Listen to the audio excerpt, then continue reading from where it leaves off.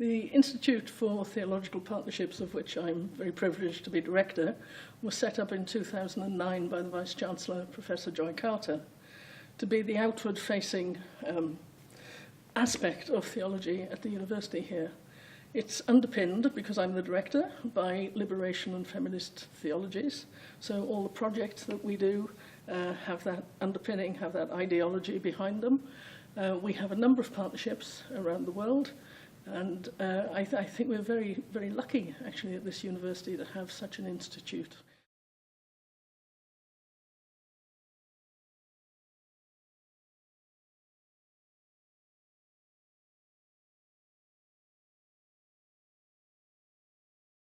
This year, we have tackled a very difficult image of Mary, and it is an image that's been so oppressive over the years for women, but the artists this year have taken it apart, deconstructed and reconstructed, which is the important thing. It's so often the case that in feminist theology, deconstruction happens, but reconstruction doesn't.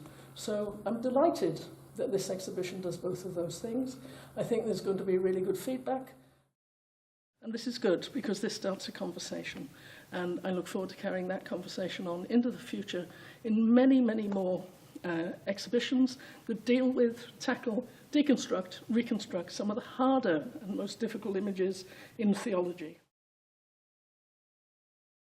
My name is Dr. Megan Clay. I'm an Early Careers Research Fellow here at Winchester. The importance of this exhibition is to look at what Mary stands for women theologically,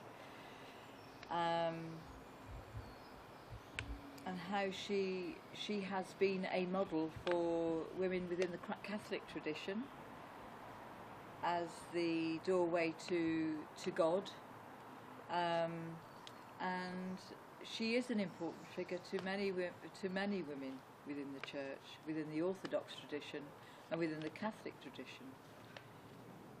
But for the Protestant church, she has been dismissed. So here we're looking for another way of seeing Mary. I'm Iserwood, and I work in a traditional way in the paintings. They're, on the one hand, based on the Christian iconic tradition. Also, it's a Christian, but basically a narrative tradition, which is to say the paintings tell a story. But some of the paintings also are intended to be more like an encounter between the viewer and the painting. I paint in a figurative style because a lot of my thinking and all of our thinking in this feminist group of artists is that ideas are embodied, and a figurative style is a very straightforward way of enabling an idea to articulate itself through something in the world, and that something in the world is often the human figure, but most especially the human face. And icon painting in particular often focuses on the human face.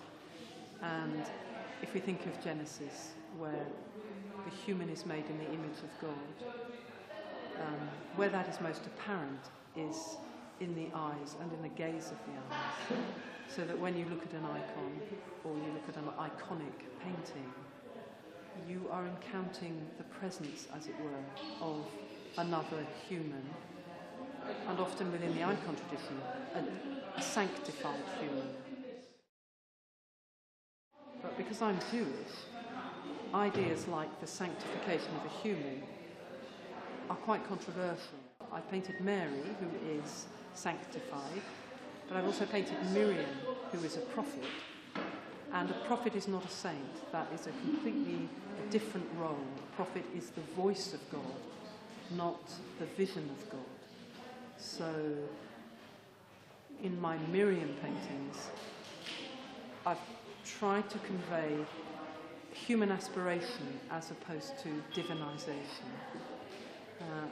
But when it comes to Mary, this is made more complicated because Mary's Hebrew name is Miriam, and Mary is called Mary. That's very English, the word Mary, but actually the real Mary was Jewish, obviously, as Jesus was Jewish.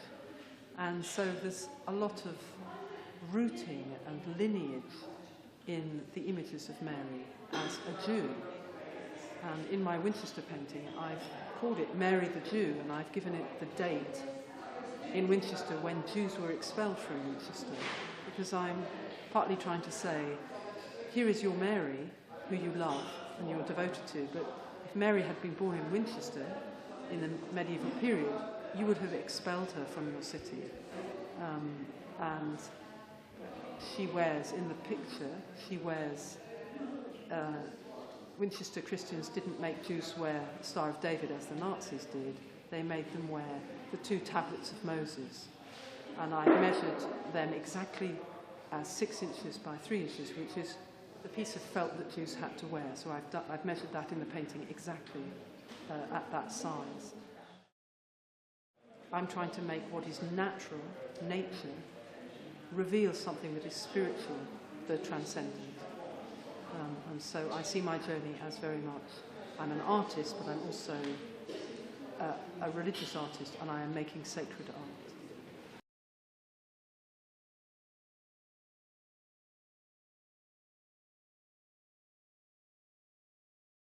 I think that being a feminist theologian is fluid. Yeah. There's a fluidity in that. Yeah. It's not a fixed absolute, it's not a fixed ideology, because it's forever evolving, because people's experiences are forever evolving, and they are diverse. Yes. And they are women, they are men, they are children. Actually give voice to those who don't have the academic background but who still have an important experience. A way of looking forward, whether we call it feminism, whether we call it whatever, but a way forward for women out of another tradition. I'm Christine Kinsey. I'm an artist, a painter, but I've also been involved in developing arts within the community. I was co-founder of an art centre in Cardiff called Chapter, which was a centre that was concerned with being embedded in the community, but also bringing in developing and performance, and also breaking down boundaries between disciplines. That development has influenced the way in which I perceive the visual arts. As part of my work, teaching has also been an essential, has taken an essential role, and the idea that we're communicating ideas through visual language has been extremely relevant to the way I've produced the work for this exhibition.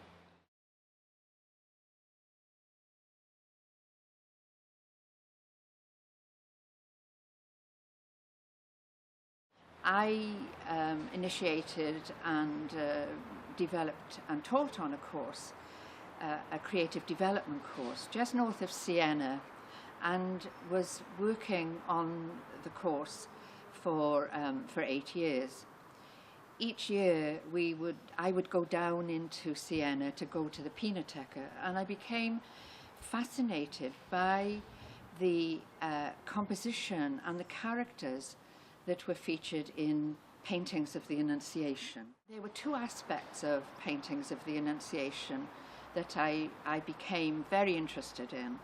And the one was the way in which painters from the early Italian Sienese school of painting, right the way through the Renaissance, the way in which they portrayed Mary as she heard the news that she was going to be impregnated by God.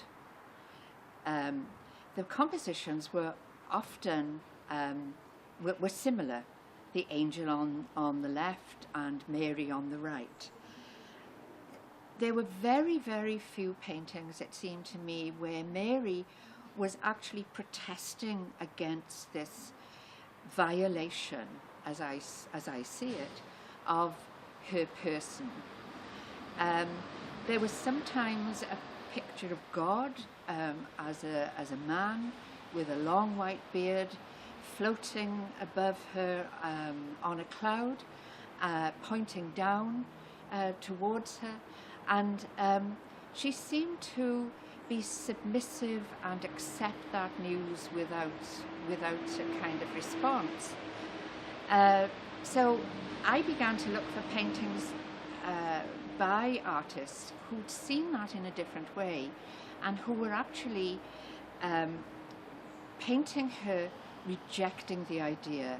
And one of the strongest images was by an artist called Lorenzo Lotto, where Mary is crouching and running across the room away from the news, and he paints a cat in the background with an arched tail racing after her. Another painting that shows her rejecting the idea of being impregnated by this person is a painting by Botticelli, where Mary is pushing away the news in a very dramatic way. But as far as I can see, there are very few paintings where she's actually responding in this way. Most of the paintings are about her accepting. The other aspect of paintings of the Annunciation is actually the way in which the artist composes the painting, angel on the left, Mary on the right, and the gap between. So the gap between the angel and Mary has been an important symbol in my work. What I've been trying to do is to make sure that in my paintings the woman is the subject and not the object of the painting. And so the gap is where the female characters that I've been developing, one, for example, is Llateus in Welsh, which is a female love messenger. And in the recent paintings I've been making, there are three other characters. There's the seated character, the walking character, and the standing character. And these characters move between the worlds that I create within my within the pictorial space.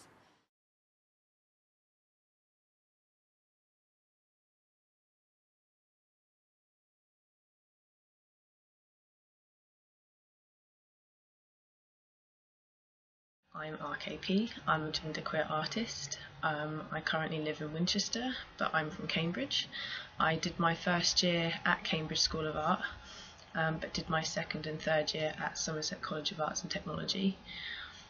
I'm obsessed with colour and texture, and I sort of dedicated myself to understand paint and like the natural chemistry of it and how you can manipulate it.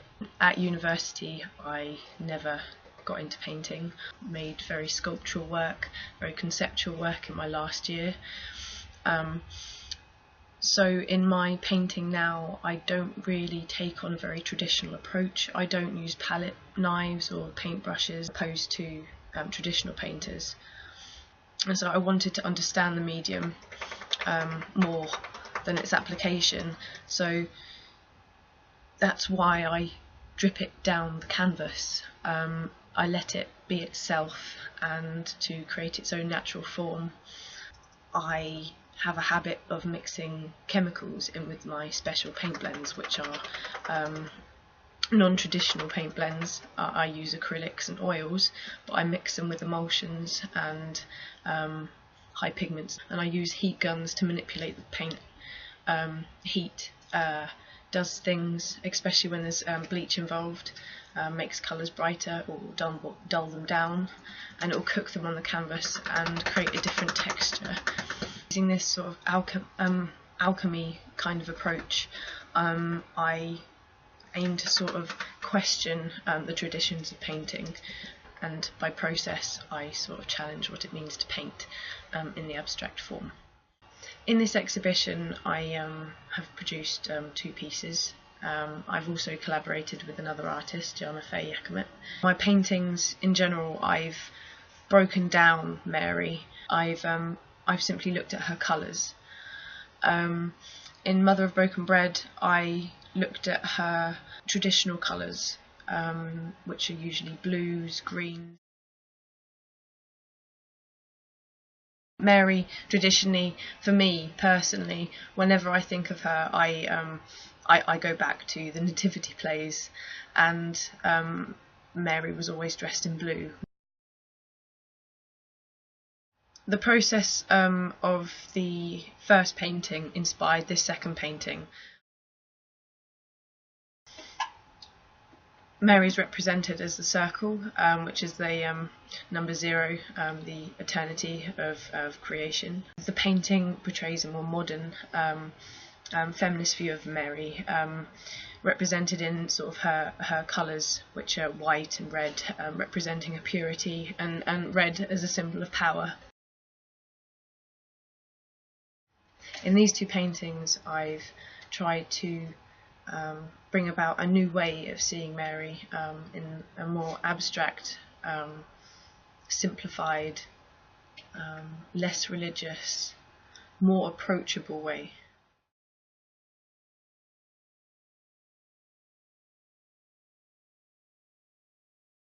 Well, my name is Annette Esser. I was born in Cologne in Germany.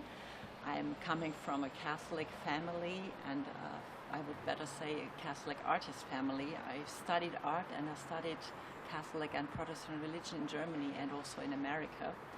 And I've done a doctorate on feminist spirituality. And from that derives also my kind of critical view on religion, on religious tradition, but also some new insights. And somehow I've come back much more to the arts recently, because I don't only want to be critical, but I also would like to be involved in reconstructing and in finding new images of what we really want and what is important in our spirituality as women today.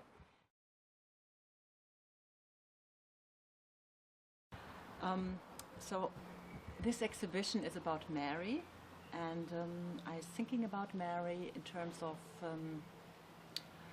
that my mother wanted me to pray to Mary, pray the Rosary. I had a real problem with that, Mary being the Virgin Mother of Jesus and somehow very far away. And through my biblical studies, I found that Mary indeed was a young woman, maybe like 13, 14, 15, when she got pregnant with Jesus. And so I wanted to paint this young woman instead of an older mother figure. And what was then important to me was this kind of biblical story of Annunciation, which kind of fascinated me. Years ago I saw an image of Fra Angelico, where the angel is coming to this room where Mary is sitting, and somehow Mary is a very humble girl, very touched by this, but I thought the angel is so far away. So the idea about in my painting was to paint Mary and the angel closer together.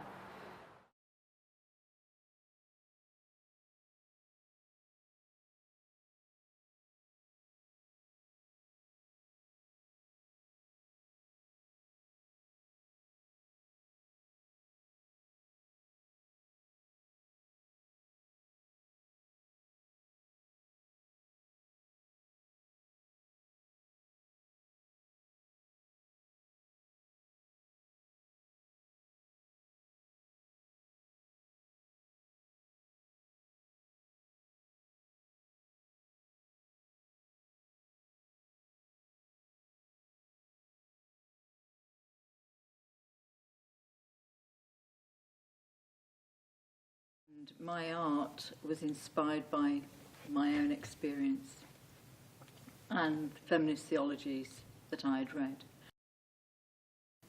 My first painting, In the Depths of the Divine, comes from meeting Mary in the Catholic Church and the doctrine of Mary. It really did affect me because I related to it as a single parent.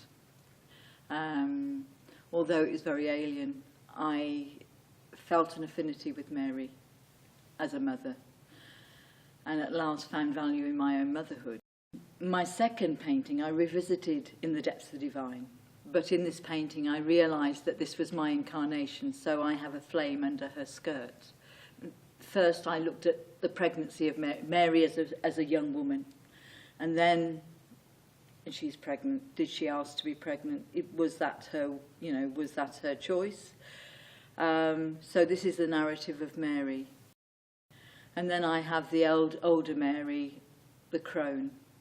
But the painting is about me waiting for God, but actually realising that this was my incarnation of the divine.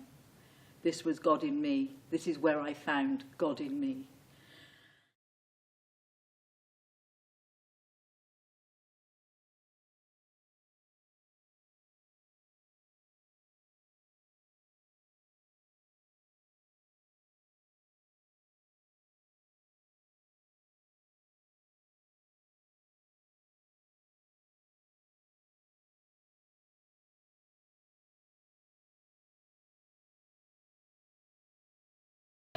You know, the angel is probably more representative of God, but I think ultimately there's also a trust in oneself to be, to be capable of dealing with this and to be capable of doing certain things. Is the Annunciation story the Gospels have been some metaphor or what?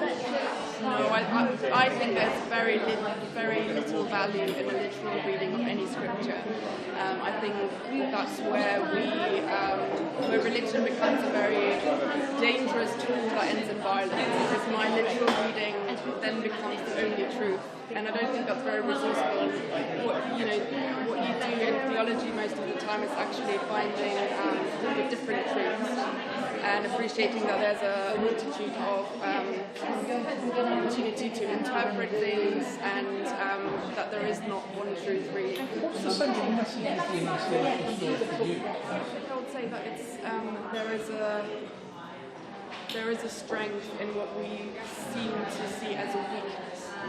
We see someone who is completely devoted, someone who has no other chance than doing what they're being asked to do because they're tied, or someone who willingly surrenders into disempowerment. Just anyone who's disempowered, I think we're failing to see that in disempowerment people find power and strength.